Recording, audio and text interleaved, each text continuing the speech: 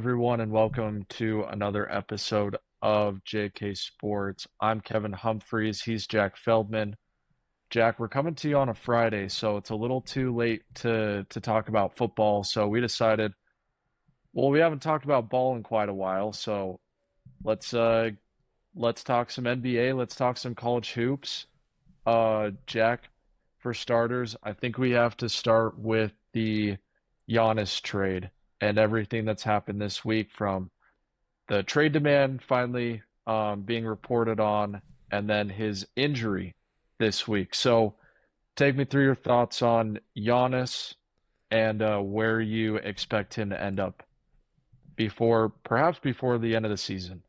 Sure. That's probably one of the most interesting stories in the NBA this season and something to really keep an eye out because Giannis is a top five player in the league. And anywhere he goes, they're going to end up being automatic title contenders, in my opinion, Yep. because he took the Bucks with Drew Holiday to the finals. Don't And remind so, me.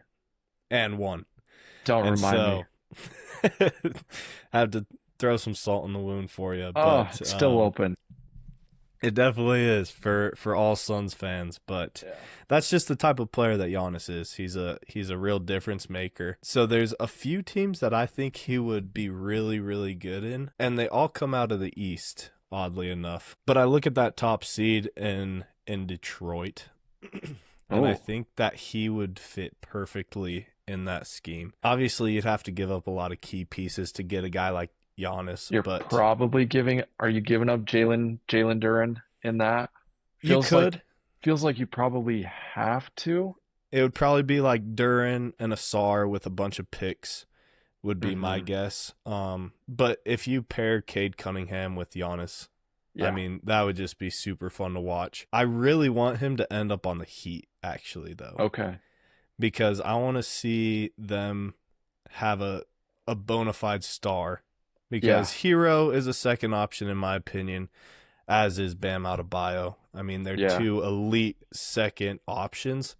And so if you keep those two and add Giannis to the mix, I don't care who else is starting for that lineup, who else is on Yeah. that team, doesn't really matter. I think they're going to the finals. So that's why I want to see for the Heat. Yeah. I mean, for one, please keep him out west. Or I mean out east. Do Yes. not bring him over to the west. We already No. have Shea and Jokic and Luka and Ant's coming into his Wemby own. and Wemby, right? yep. No one on the Rockets is really like to that A tier right Sure. now, but my gosh, like, dude, stay in the East, please. As a fans of two Western Conference teams, if Giannis comes over, oh my gosh, dude. Like, the West will win the next like 10 NBA finals Right. if Giannis comes over to the West. And yeah, big thing, Giannis, please stay. Please stay on that Please. East Coast. Jack, if you're asking my opinion on it, I think the Knicks, I think I really like him in New York. They're probably giving up like Mikal Bridges and OG Anunoby, probably, and then some picks, but you keep Brunson and Towns, and then you have Giannis there, and then you just, I guess, Hart maybe instead of OG or Bridges, like maybe you can keep one of those and give up Hart, but like you have a shot if you're one of these teams out in the East to make the finals if you make this trade for him right now. Unfortunately, the second apron and salary cap and all that make it really hard for one of these in-season trades to happen. So he can request a trade. A team like, let's say the Cavs, even if the Cavs were interested, they're both second apron teams, I believe. Milwaukee might be a first apron team. So it's near impossible for one of these teams with a lot of big salaries to trade for Giannis because he can't aggregate salary and ship stuff out the door and get back one player. It's made it very complicated for these star players to get traded mid-season, but perhaps teams are desperate enough that they'll do whatever it takes to get Giannis through the door. Jack, if you had to pick, where would you want Giannis to end up? I want him to join the old heads out in Golden State. Uh, If I wanted to watch a team with a big three, yeah. obviously I would want him to stay out east just because the West has too many stars But already. basketball fit, you want to see him at, in in Golden State. Basketball wise, I think it would be so fun to watch Steph Curry, Jimmy Butler, and Giannis Antetokounmpo play Yeah. basketball together. So that would be my pick. I just want to see Steph be Steph and Giannis. I mean, a Steph Giannis pick and roll, like, you Woof, gotta be kidding me. It'd be woof. so fun to watch. Oh yeah. Oh my gosh. And I really like the Warriors. I think a team and I might be spoiling one of your picks down the line, but I think I'd like to see him in San Antonio. I like as a basketball fan being able to watch him play with Wemby, and you probably are giving up Castle and Fox in that situation. But to see him play with Wemby and perhaps Dylan Harper, like that could be really fun to watch two unicorns play basketball together. But Jack, where do you not want him to end up? San Antonio. Yeah. um, Mostly because my roommate and good friend is a big Spurs Oh fan. yeah, So that would be awful. we don't want anything good to happen with San Antonio. Right. Um, I hated that they got Wemby a couple years Oh, ago, so rigged. and so like for them to be able to trade for Giannis at this point too, I'm just like, no thanks. Yeah, it's Um, the but modern yeah, day David Robinson and Tim Duncan. So yep, annoying. Oh yep. my gosh. It would be, as a Suns fan who's grown up my entire life despising the Spurs, and to see them get Wemby, and then they got De'Aaron Fox for a bag of chips, and then all of a sudden they get the number two pick. It's like, man, sometimes I don't know what blackmail the San Antonio Spurs have on the NBA, but like the fact that their championship wasn't tainted because of the gambling in 2007 and Tim Duncan, that number one pick was definitely fishy as well. They had the lowest odds to get that number one pick, and then man, if you're a Yep. Spurs fan, a lot has gone right for you, and if you're a Jazz fan or a Suns fan, you've been stuck behind the eight ball more often than not because of it just it sucks because I'm so jealous of those. I'm so jealous of those cheaters and liars, and it's just it's the worst. So It's I do true. agree with you. That would be the worst place for him to It end would up. it would be so fun to watch that team, Yeah, but just in spite of everything going right for San Antonio, they don't need another thing going right for them. right. Yeah, and like if you're in the West, like what do you even do? Because for the next 5 years, it's OKC, it's Denver, and it's the Spurs if Wemby's healthy. Mhm. Like, do you just give up? Do you just tank? Like, I mean, unless you get like the next number one pick, and I don't think there's a Wembanyama or Giannis in the next like two drafts, probably. Could be surprised. But there's not another like freak. Like Wembanyama, we were waiting for him to get to the NBA since he was like 15. Like Right. he was a one of one like LeBron, where you knew he was going to be a top 20 player in the NBA if he's healthy his whole career. And so, my gosh, dude, it'll be crazy, but stay on the East Coast, please. And Yes. you know, maybe a team like Houston. I know the big thing with Houston was we're saving even though we traded for KD, we're going to try and save our assets. If they were able to figure out a way to get Giannis and KD together, it's a shorter window for sure, but still would be super fun to watch. Jack, that leads us right into our first segment, Take Tracker, where we keep track of our takes and kind of see how they're doing. And in our NBA preview, I took the under on the Rockets season, probably the wrong move, but we'll have to wait and see. And I said it was because of Kevin Durant. And guess what, Jack? I was wrong. And not about the Kevin Durant part. This Rockets team is just freaking unbelievable. Like Amen Thompson, all the pieces that they have, Alfie Sengun, they just rebound like 40% of their missed shots. Like this team is so good, and Kevin Durant um is just there to get buckets, and that's all he has to do. He's not doing it at the Kevin Durant level that we've seen, Jack. This is his so far he's shooting below 50% from the field this season, which is the first time he's done that since 2011, 2012 season. So I wasn't necessarily wrong about Kevin Durant declining a little bit, but he's still getting 25 a night on 49% shooting, so you can't argue with that one there. But I was wrong about the Rockets.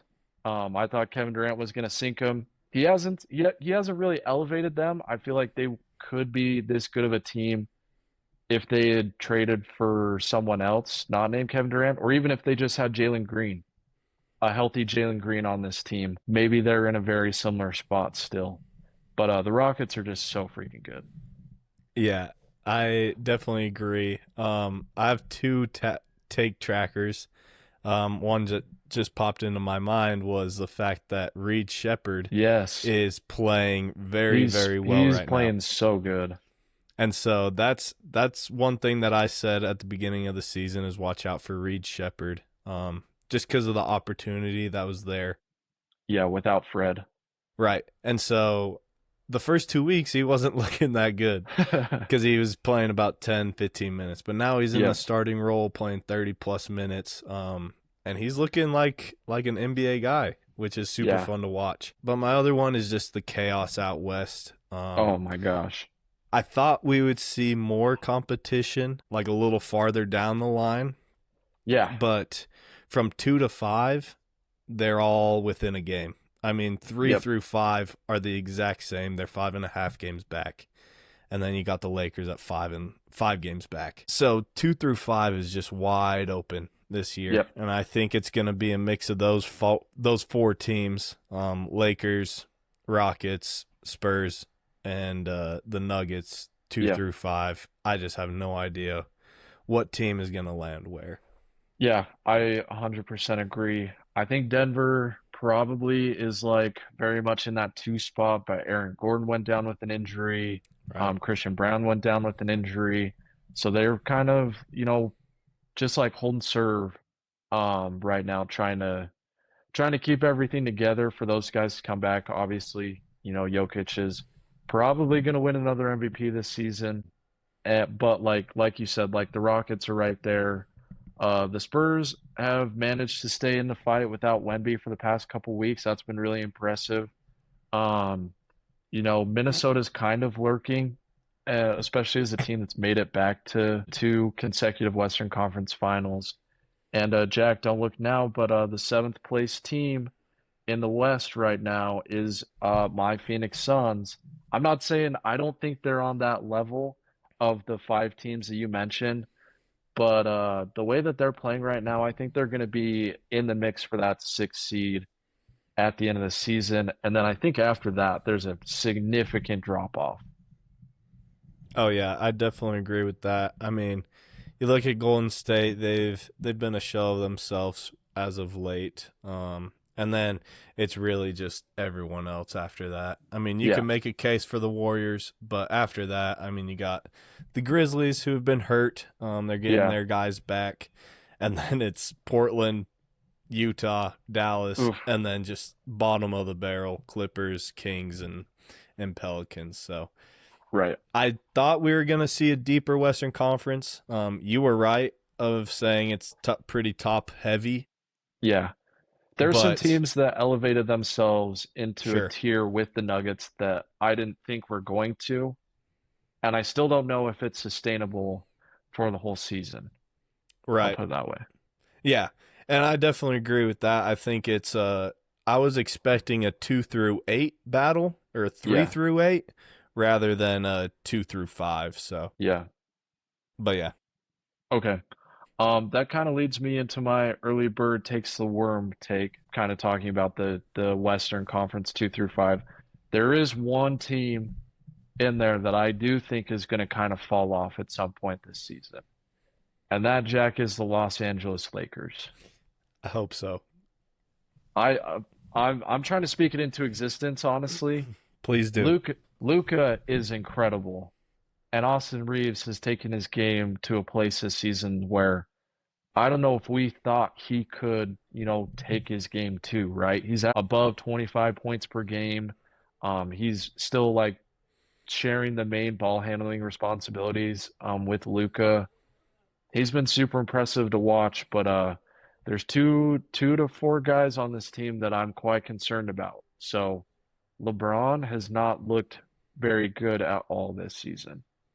And for them to remain in this mix, like at some point, Luka Doncic is going to stop having 20-point quarters. I don't know when that day's coming, but at some point, he's not going to be going for 40 every single night, um, and scoring 20-point quarters, every other night, right? So at some point, they're going to need a third guy to emerge. If it's not LeBron, you're putting your faith in Ayton, who is a good pick and roll player, but you just watch over and over again, and the body language after he makes mental mistakes over and over and over again on that Lakers team is it's starting to get to a point where, you know, oh my gosh, Ayton is so talented and he's like he can catch it in the short roll and hit the floater. He's a lob threat, like he's a good one-on-one defender, but there's not a whole lot of guys on this team that like to run back on defense.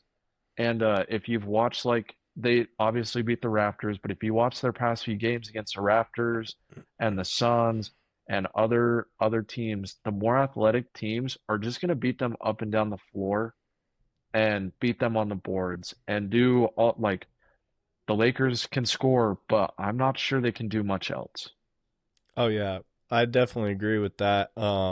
Just last episode with my friend Adam, we called them pretenders. Yeah. For a reason because we don't think they're going to be able to play defense come playoff time, Yep. and they're not deep. They really aren't. No. They don't really have a guy coming off the bench that is a reliable defender, that's a reliable shot Laravia. maker. You got Laravia and you got Jared Vanderbilt. You Yeah. know what I mean? Gabe Vincent has looked terrible for them as well. Right.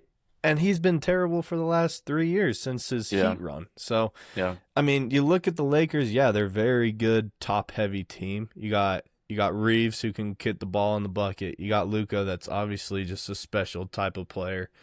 LeBron's 41 or 42 now. Yeah. And then you got a pick and roll guy. And that's the recipe to successful basketball. On But you one need end. the right. But On you one need end. a Lou Dort. You need a Dylan Brooks. You need a guy that would stop Speaking to my stop the heart. other Luka Doncic. You know what I mean? Exactly. Yeah. So that's where I Yeah. am with the Lakers. It with the Lakers, it's and you even saw like, and this is a game that I recently watched, right? But that they played on Monday, like Dylan Brooks is a okay offensive player. But the way he looked against the Lakers, he looked like everyone on that court was barbecue chicken. He was going to, and this is after Devin Booker gets injured 10 minutes in the game, mind you. Um, he went out there and was like, Luka Doncic, you're barbecue chicken. Austin Reeves, you're not physical enough to guard me. Colin Gillespie, all it took was like a simple off-ball movement relocation, and he hit 8 threes, and they were all open. Like this Lakers team is they're missing a lot of things that you need to be a championship contender. And I like that you called them pretenders because I 100% agree. So that takes us to your early bird take, Jack. What is it? I'll just hit this really quick, but Yeah. because we already talked about Giannis, but I think any East team that he gets traded to will make the finals. So I'm expecting him to get traded. I'm expecting him to get traded to an East team, and that East team is gonna make the finals this year. Yep. I could not agree more. That kind of leads me into my conspiracy take, Jack. I'm a little worried, Jack. I think I'm not saying it was fake. I'm not saying it was fake. But there's a chance that Giannis injury was fake, right? Could. There's a chance that he was like, "Oh man, I'm demanding a trade and I need to protect my value, so I'm gonna hurt my ankle, gonna hurt my calf a little bit." And, you know, there is a chance that Giannis is kind of fibbing this whole thing just to, you know, I'm just not gonna play until I'm on a new team. That's all I'm saying. I'm not saying he faked it, but I'm saying there's like a non-zero chance he faked it. He could be injured, but he could also probably be playing through this injury if he wanted to play basketball. Okay, I like that. I like that. I think we've seen, I guess what I'm trying to get at is I think this is the last time we've seen him in a Milwaukee Bucks uniform. I If I agree. had to guess. That's my conspiracy take is I think this is the last time we've seen Giannis play in a Bucks uniform. That's fair. Okay, what's yours? My conspiracy is the Thunder are just probably the greatest organization to ever live. And I hope they come out with a documentary in 15 years Oh my about gosh, yeah. this Thunder team, how everything happened with the Clippers, how they traded, how they drafted everyone.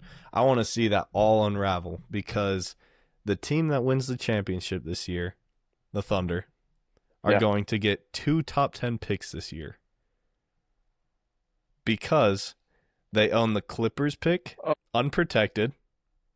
oh my Clippers gosh. are bad right now. Oh, And yeah, we'll so get into that. they gotta right the ship immediately, or the Thunder will have a top 10 pick unprotected. And then they own the Jazz top 8 protected.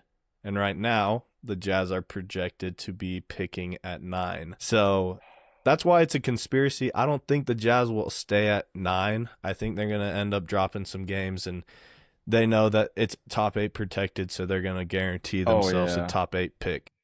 You're gonna see a lot of Ace Bailey.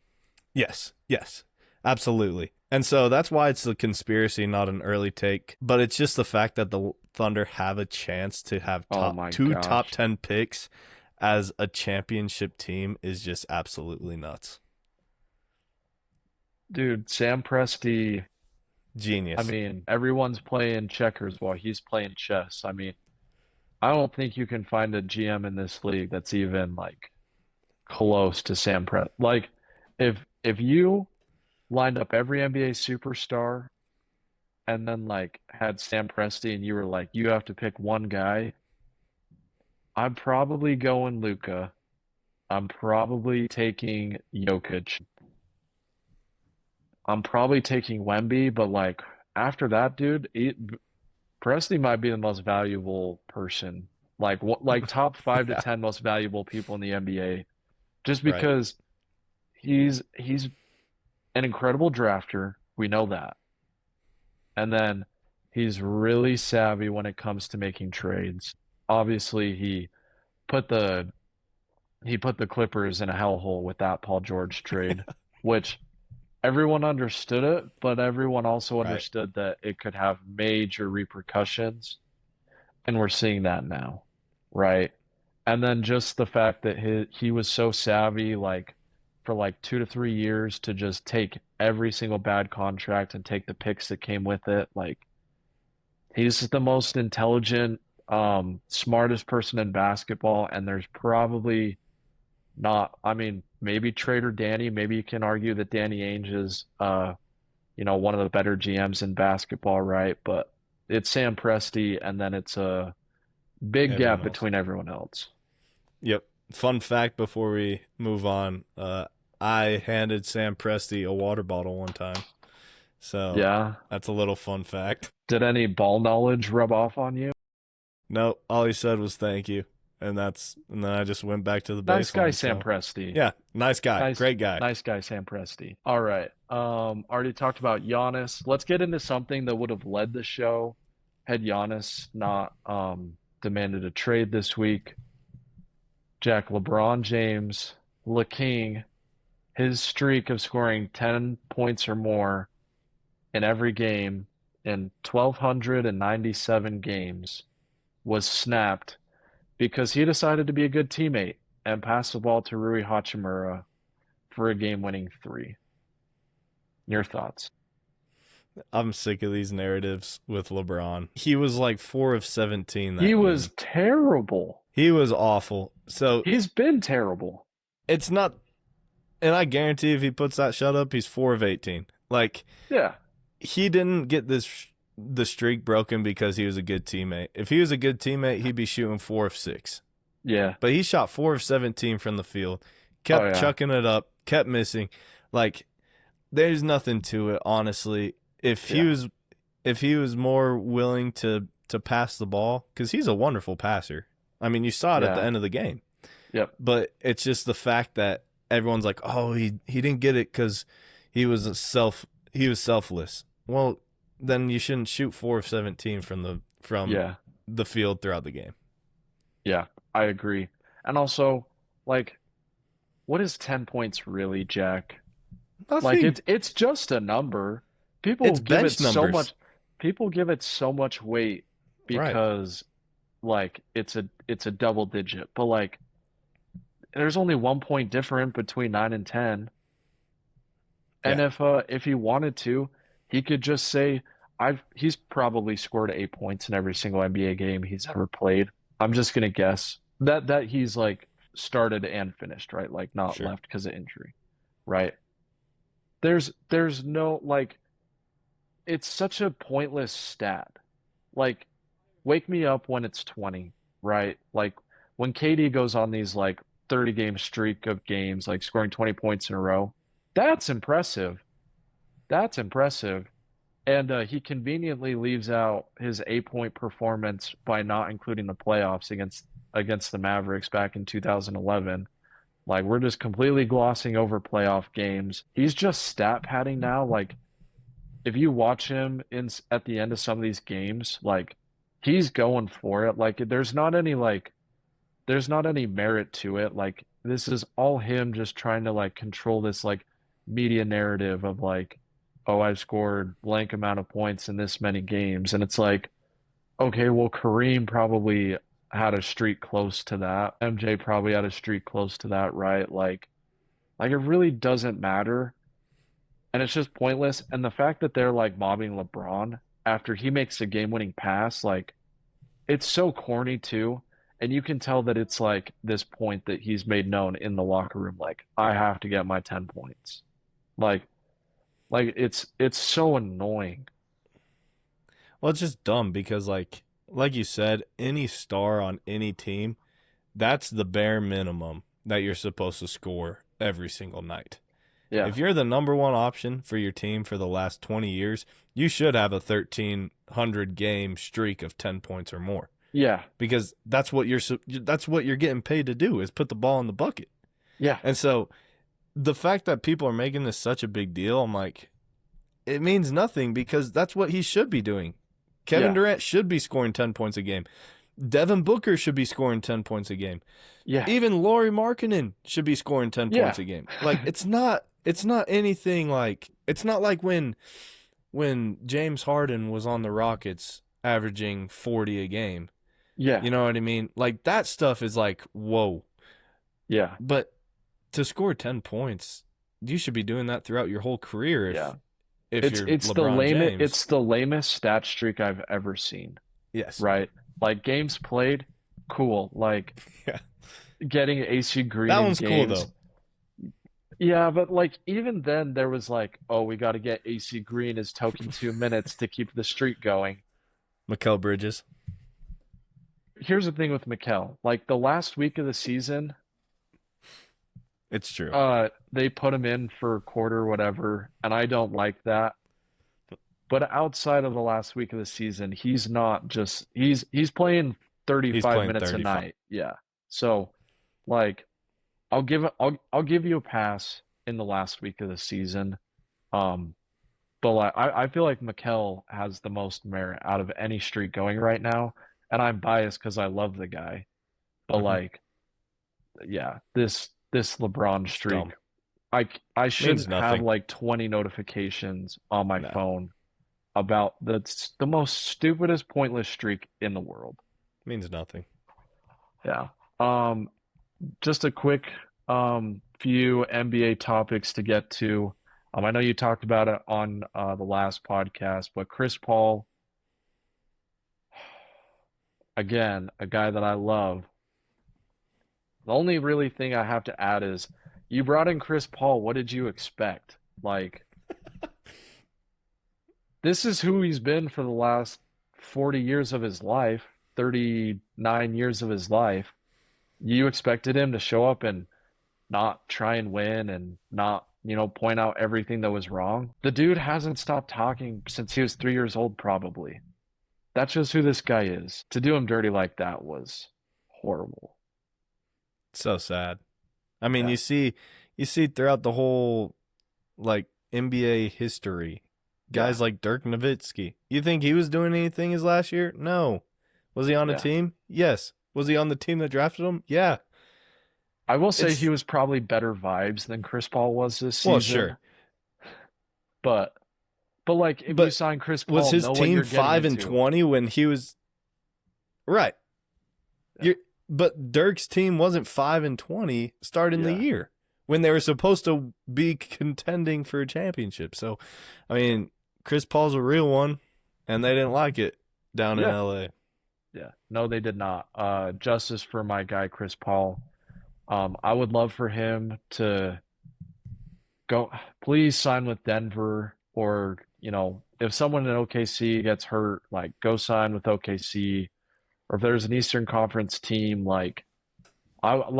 he deserves to get a ring on the way out the door, in my opinion. Like his legacy, it's unfortunate, and you see this a lot of times with point guards where they don't win rings. Like you look at Steve Nash, John Stockton, you look at a lot of great point guards and they go ringless because part of I don't know why they go ringless, but they just do. It's just a theme that we've seen throughout the NBA is that these great point guards go ringless. But Chris Paul, no matter how he gets a ring, he should get one. And I think he's going to be coaching an NBA team in like 2 years. Mhm. Yeah. All right. Anything else on the NBA that you want to hit? Oh wait, we do have one more Nah, I'm segment feeling to. good with the NBA. Okay. Oh, Just quickly, what's a surprise team in the NBA for you? Good this season and bad this season. okay.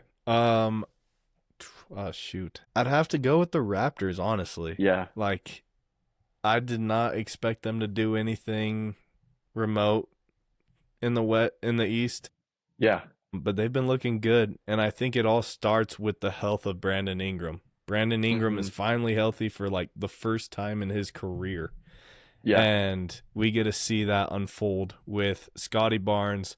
RJ Barrett's been hurt, but he's a key piece. And Right. then yeah, Capertle's healthy again. So I mean, the Raptors, it's been kind of interesting to watch them play. Yeah. And then the disappointment we talked about it at the beginning of the season.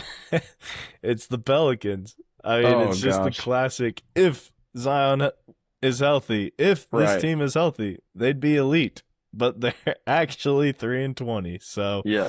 that's the funny one. Yeah. Going back to the Raptors, like one of my favorite players I've ever seen play basketball is Jamal Shed. I couldn't believe that he was I Hmm. can't he might have been a second round pick, but I think he was undrafted if I remember right, which was one of the dumbest things ever to me.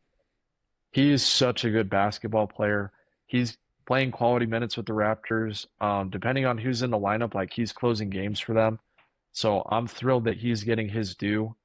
And this whole Raptors team, it's a lot of dogs, dude. It's a lot of dogs. And you're seeing it more and more in the NBA. It Like is. the more dogs you have on your team, like star talent matters, but having some dogs on your roster is exactly what you need to win games in the NBA, which leads me to my surprise team, which to everyone else is a surprise, but if you've been paying attention, I said the Suns were going to at least make the play in this year, and it's because they have two dogs named Villain and Villain Jr., Dylan Brooks and Colin Gillespie. Jack, not sure if you've watched Colin Gillespie play very many NBA games this season, but he is electric. He's 26 years old, and he's never going to be an all-star, but he is a 30-minute per game player and will be for the next 5 to 10 years of his career. He's an incredible shooter, makes plays. He and Dylan Brooks each lead the Suns with 3 deflections per game. The Suns lead the NBA in steals. I don't know if you know that. The Thunder are number Mm. two. The Suns are fourth in deflections. They're fourth in offensive rebounding percentage. So the Suns, they're not sexy. They don't score a lot of points, but they just do all the little things to win games. It's the same formula that the Thunder follow, but the Thunder just have also insane talent, which is why they're the perhaps going to be one of the best teams of all time. But the Suns have followed the Thunder Right. blueprint. They followed the Pacer blueprint.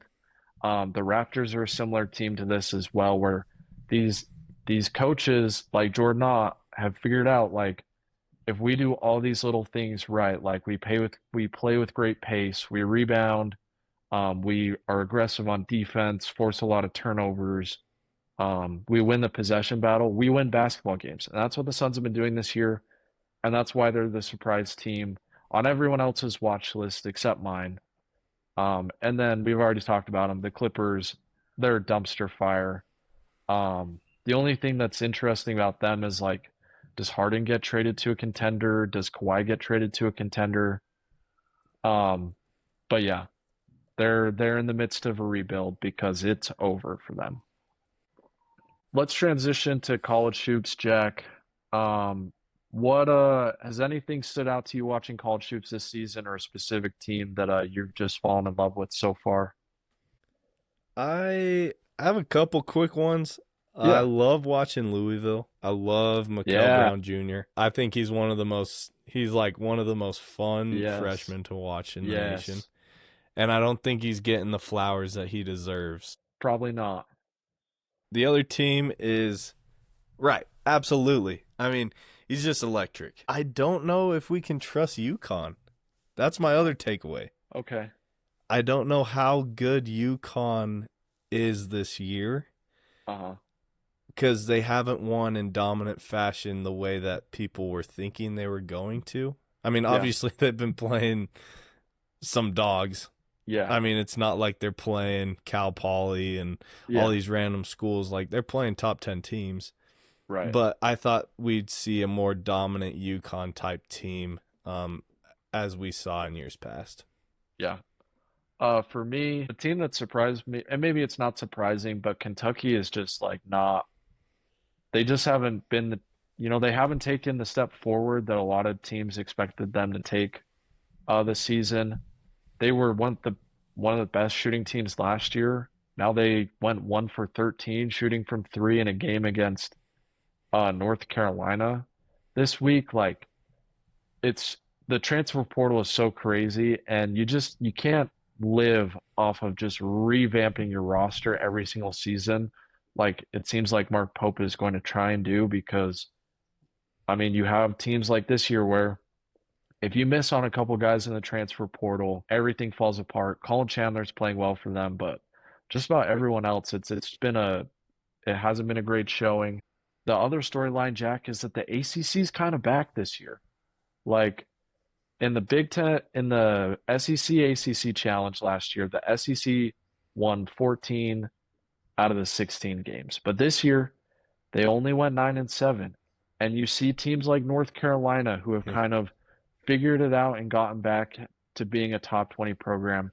NC State has looked a lot better. Like even like a team like Virginia Tech and Virginia, they're playing pretty solid right now. Obviously, you have Duke, who is once again just a juggernaut, but the ACC's back, and I'm all for, instead of there being two power conferences in basketball this season, if there's three, that has me. And honestly, the Big Ten's incredible too. Like college basketball is as good as it's ever been, in my opinion, right now, as far as teams and talent and roster wise. Right. And that's the best part, honestly, about like NIL and transfer portal. It gives we thought it was going to take the top dogs and elevate them even higher, but in Right. reality, it's made it so every team has a chance to get the star player. And Yes. so you see like 1 through 16 they're all competing, Yeah. which is so fun. And that's Yes. what you want to see in college basketball as a basketball fan. You want to see that parity and see, okay, Gonzaga can blow somebody out, but then they Yes. go play Michigan and get blown Woo. out. Yeah. Same thing across the whole country. I mean, you'll see Right. it throughout the whole year, I think, which is so much fun to watch. Yeah. And it's great because like you see a team like Purdue with Braden Smith, and they play a certain style. And then you see a team like Right. Arizona, their style is completely different. They just don't shoot threes. They're like last in the NCAA in 3 points attempted. I don't know how you can win basketball in this day and age, being like the lowest volume 3-point shooting team.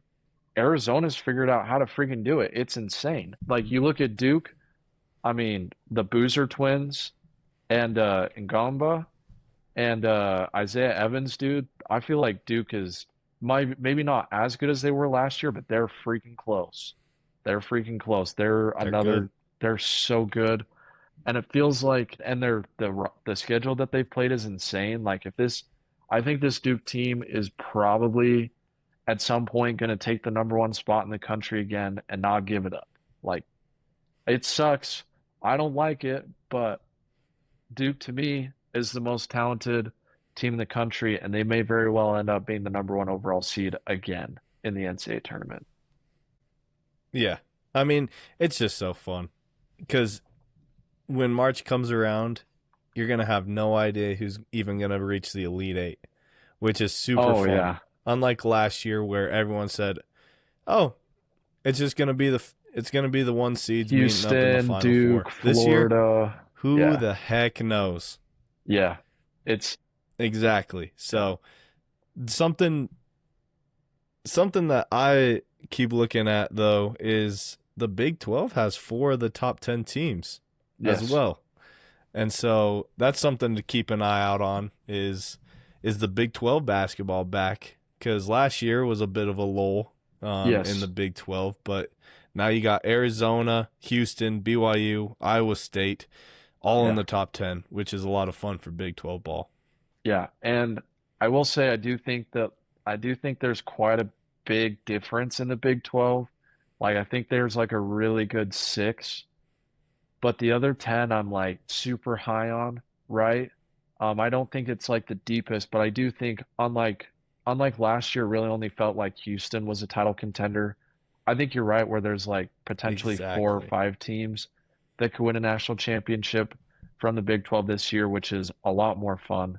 We'll see Kansas is kind of that wild card team where if Peterson comes back and he's awesome, they're right in the mix, but if he comes back and they're just kind of continue playing this like I call probably more like bubble basketball, where they're probably going to be more like an 8 or 9 Right. seed, which is just it's a little sad kind of how far Kansas has fallen. But it's good for us as BYU fans. We'll take it. We will take it. It is. It is. I feel like this season there's been a lot of talk about freshmen, right, Jack, in college basketball.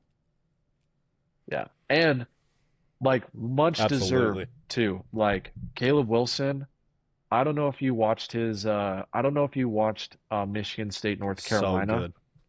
but the first like Right. 10 minutes of that game, he and Cohen Carr were just trading poster dunks against each other.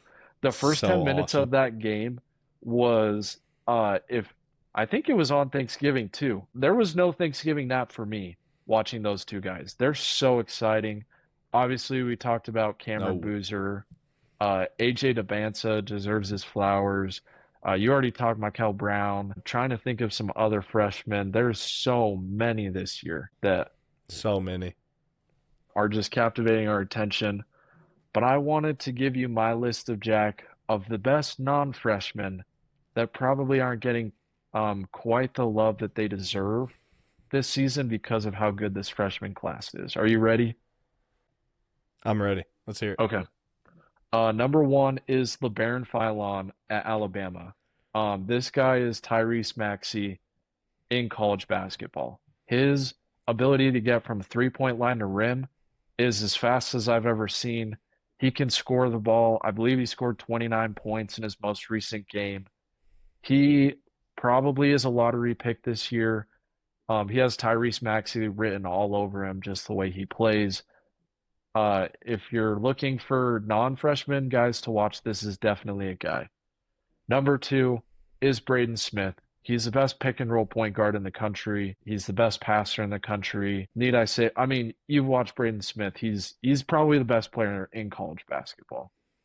Number three is Andres Stojakovic, son of Peja Stojakovic. He can't shoot, So but good. he's so athletic, and he's such a good finisher around the rim, and he's so smooth, and he talks a little bit too. I love watching him play. Number four on this list is Richie Saunders. He is BYU's best player, Jack. Agent Abance is the most talented and could be a number one draft pick. Don't get me wrong. Don't get me wrong. Like, I'm not saying anything about pro potential, but Richie Saunders this season is BYU's best player. He should be their leading scorer this season, Right. in my opinion. What's great about Richie is that he doesn't really need like pick and rolls or anything like that. He'll come off of screens and hit threes. He's a very low usage, highly efficient, exceptional basketball player, and he has one of the best motors in college basketball. Number five is perhaps the best transfer portal pickup in the country, in my opinion. Henry So Vasar at North important. Carolina has changed that program. I kind of felt like the last couple of years North Carolina was soft. With him and Caleb Wilson, obviously, Yep. that's not a soft team. They're big, they're physical. He's really fun to watch as a big guy. Super smooth too. He's a better shooter than what he's been showing this season. Um, Arizona Hmm. went with Krivas over Vasar, and I imagine we're going to see that decision play out at some point, positively or negatively for Arizona this season. Number six is Cameron Carr at Baylor. This is the most under the radar guy in the country, Jack. I don't know if you've seen him play, but he's electric. Yeah. He's scoring 23 points a game. And if you have the last name Carr, you just post like you have the best highlight reel in college basketball. It's just dunk after dunk after dunk. Right. I'm gonna name my kid Carr so that he has 45-inch bunnies like Cameron Carr does at Baylor. And next on the list is Cohen Carr at Michigan State. He's not their best player, but if you've watched the highlight reel, Jack, you know this kid is incredible. The most athletic person I've ever seen, maybe in life, honestly. Number eight is Joshua Jefferson. He's like the college basketball Jokic. You want to see a triple double? Watch that guy. Number nine is Yaxel Landenberg at Michigan. Number three team in the country. He's not very loud with his play, but he's smooth. And then number 10 is Thomas Hawk at Florida. Baby face, but he's 6'10. He's playing the three, can shoot it, can get to the rim, super athletic. He's a sleeper in the draft to watch. I know that was a lot, but anyone on the list that stands out to you? I I think that's like the best list you can come up with. I think every single guy on this list is just like an amazing talent that honestly is flowing under the radar due to the fact Yes. of how many freshmen are that elite this year. Hmm. But I mean, as a BYU fan, it definitely is Richie Saunders because the guy can score 6 points one night and then give you 36 the next night. Yeah. And he plays the exact same way every single game, which is just awesome. Because some guys, if they don't score, they don't rebound, they don't hustle, they don't pass, they don't do anything. But with Richie, I mean, he just plays the game right. There is one guy that I want to add to this list, Go for and it. that would be Milos Usan. Oh, Milos yes. Usan Yes. from Houston. Yes. I think he is a top 10 player, a non-freshman top 10 player, Yes. and his freshman counterpart Kingston Flemings, that backcourt is Yeah, just dude. awesome. Woo. And that's going to be such a fun team to watch this season, especially in the Big 12. So those are two names that I wanted to mention as we talk about some lists of college basketball guys. Yeah, I mean, that's what's great about college basketball this season is you turn on your TV every night and one of those guys is playing along with the freshmen. We could probably come up with a top 20 list of freshmen and still be leaving guys out. Like it's Yeah. absolutely insane. I Oh, also want to shout absolutely. out Graham Ike and Braden Huff at Mm-hmm. Gonzaga. Probably like Yes. one of the best front lines in the country that doesn't get the recognition and everyone talks about him. Ike Yeah. Ike might be one of the best players in the country and honestly the most improved from when he came to college, Yes. in my opinion. Oh yeah. Because Ike, he was honestly only a back down, hit the 2-footer shot, Yeah. and he's 50%. Yep. But now he's facing the basket, he's making Oh, moves, he's moving the ball. I mean, Graham Ike, he yes. is one of the most improved players that I've seen in college basketball in a long time. I know. And it's what's great about NIL Jack is that think of how many guys are coming to America to play basketball as well It's and awesome. staying too, right? Like you don't have you don't Right. have, 150 guys declaring for the draft because the money is really good in college. You have guys coming from overseas. It's Um, awesome. I don't think I had anyone on my list, but there's a ton of European influence that we've seen in college basketball the last couple of seasons. I mean, you look at Illinois and they look like a Slovenian national team It's outside of nuts. Luka Doncic, right? And like college basketball, while everyone moving from year to year probably isn't the best, but like overall, across the board talent wise, how the game looks like the way the NCAA's changed the rules so that there's more offense, freedom of movement. They fixed the charge rule a couple years ago. Like the product when you watch it is also the best it's ever been. And like as just like ball heads and people who just want to watch good basketball night after night, college hoops is delivering this season. Right. And I think it's probably overtaking the NBA. And at least in the season standpoint, people are more likely to watch college ball these days because of the way that basketball is being played at the college level now. It's Yeah. not kids. These are pro athletes at this point Yes. playing basketball. Yeah. And the other thing too is like style of play, like we talked about. You turn on an NBA game, and it really doesn't matter like what game you turn on. You know that everyone's running like the same like four or five concepts. They're all trying to get corner threes.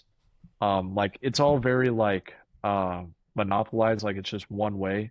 But in college, like you have so many different and this is what the NBA is missing, where it's like you have so many different guys like we talked about Graham EK, so many different skill sets that these teams have to build around to be successful teams. It's so much fun to watch. Right. And I mean, you just hit it right on the head. You watch Gonzaga and they start with the paint. You Yeah. go to BYU, they're playing more ISO ball, get their guys the ball and let them operate and deliver. You Yep. got other teams that are just shooting threes. You got teams that aren't shooting threes like Arizona. It's just like you can turn on or college basketball game and get a different vibe of basketball, which you can't Yes. get in the NBA. Yeah. All right, Jack. Anything else you want to hit before we get out? Fun weekend ahead. We got Yeah. massive NFL games. We got college championships all weekend. Some good college basketball. NBA's ramping up. So, I mean, we're in for the good stuff this weekend. And I'm Yeah, dude. excited to recap it all next week. I'm pumped, dude. We just heard that Matt Campbell is officially the Penn State head coach. Penn State Yep. finally gets their guy. They performed perhaps the worst coaching search in the history of college football and made one of the best hires in college football. So Lucky them. somehow. Somehow, some way. Yep. All right. Yep. Go Penn State, I guess. Yes. Sure. Yeah. I mean, they didn't take our boy Kalani, Go so Cougs. Go yes, go Cougs. Cougs this weekend. Go Cougs tomorrow. Go Cougs tomorrow.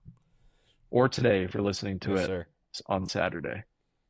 All right. Thank you guys for watching. It's true. Subscribe, follow us on social media, and we'll see you guys next time.